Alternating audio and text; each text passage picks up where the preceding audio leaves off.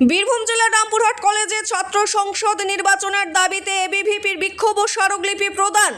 দীর্ঘদিন ধরে রামপুরহাট কলেজে ছাত্র সংসদ নির্বাচন না হওয়ার প্রতিবাদে এবং একাধিক দাবি তুলে কলেজ কর্তৃপক্ষের কাছে স্মারকলিপি প্রদান করলো এবিভিপি সংগঠন।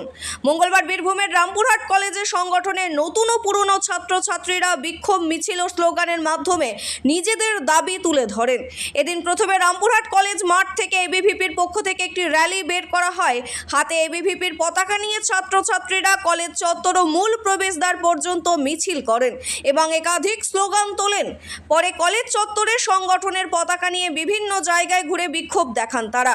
এরপর এবিভিপির প্রতিনিধিরা কলেজের দায়িত্বে থাকা এক আধিকারিকের কক্ষে গিয়ে ভারত মাতার ছবি ও স্বামী বিবেকানন্দের ছবি তুলে দেন। পাশাপাশি কলেজের একাধিক সমস্যা ও দাবি দাওয়া নিয়ে লিখিত স্মারকলিপিও জমা দেওয়া হয়। সংগঠনের দাবি 2016 সালের পর থেকে কলেজে আর কোনো ছাত্র সংসদ নির্বাচন হয়নি। এর ফলে কলেজে গণতান্ত্রিক পরিবেশ নষ্ট হয়েছে এবং ছাত্রছাত্রীদের মধ্যে আতঙ্কের পরিবেশ তৈরি হয়েছে।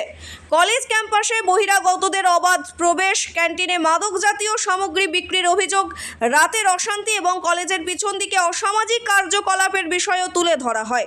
এছাড়াও কলেজে প্রবেশের ক্ষেত্রে কড়া নিয়ম চালুর দাবি জানিয়ে এবিভিপির পক্ষ থেকে বলা হয় কলেজের অফিসিয়াল আই কার্ড ছাড়া কাউকে প্রবেশ করতে দেওয়া যাবে না। পরে কলেজ চত্বরে ও মূল প্রবেশদ্বারে এবিভিপির পতাকা লাগানো হয়। সমস্ত বিষয় খতিয়ে দেখে দ্রুত ব্যবস্থা নেওয়ার আশ্বাস দিয়েছে কলেজ কর্তৃপক্ষ। আমরা অখিল ভারতীয় বিদ্যার্থী পরিষদ নতুন পুরাতন সমস্ত কার্যকর্তারা মিলে আজকে রামপুরহাট কলেজে এসেছিলাম। আপনারা দেখেছেন যে এতদিন স্বৈরাচারী শাসনতন্ত্র এই কলেজে চলেছে। ছাত্রদের মধ্যে ভয়ের পরিবেশ ছিল।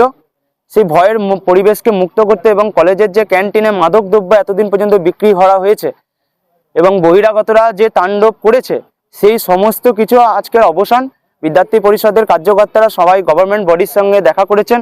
ছাত্রদের দাবি দেওয়া যেটা ছিল সেটা বলা হয়েছে এবং এখানে আই কার্ড থেকে শুরু করে বহিরাগত সমস্ত কিছুর যে প্রবেশ ছিল বহিরাগত সব কিছু বন্ধ করার কথা বলা হয়েছে। ছাত্রছাত্রীরা দাবি গভর্নমেন্ট বডির সামনে রেখেছে। আমরা পরিষ্কার এবং ক্লিনভাবে বলেছি কলেজে যদি কোনো রকম কোনো বহিরাগতরা প্রবেশ করে সেক্ষেত্রে আমরা প্রশাসনিক যা ব্যবস্থা নেওয়া সেটা এবিভিপি নেবে। এবিভিপি রাষ্ট্রীয় স্বয়ংসেবক সংঘের একটা সংগঠন, তার একটা নীতি এবং আদর্শ আছে এবং মাতা সরস্বতী বিবেকানন্দকে সামনে রেখে আমরা কাজ করি। কলেজ ক্যাম্পাস পুরোপুরিভাবে কোনো নেতা নেত্রী বা যা আছে তাদের কোনো ছবি এখানে চলবে না। এই কলেজ এখানকার যারা রানিং স্টুডেন্ট আছে তারাই চালাবে।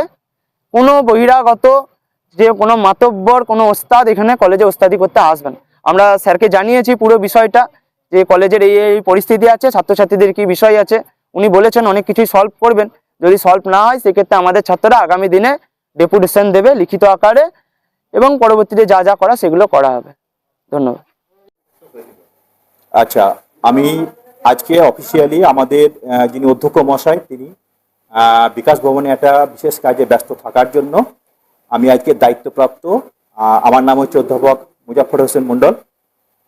আজকে রামপুরহাট এবিভিপি বা অখিল ভারতীয় বিদ্যার্থী পরিষদের ছাত্রছাত্রীরা আমাদের কলেজ এবং যারা তাদের কর্মকর্তা তারা আমাদের কলেজে এসেছিল। তারা বেশ কিছু দাবি দেওয়া এবং ছাত্রদের বিভিন্ন ধরনের সমস্যা নিয়ে তারা এখানে তাদের দাবি দেওয়া জানিয়ে গেছেন।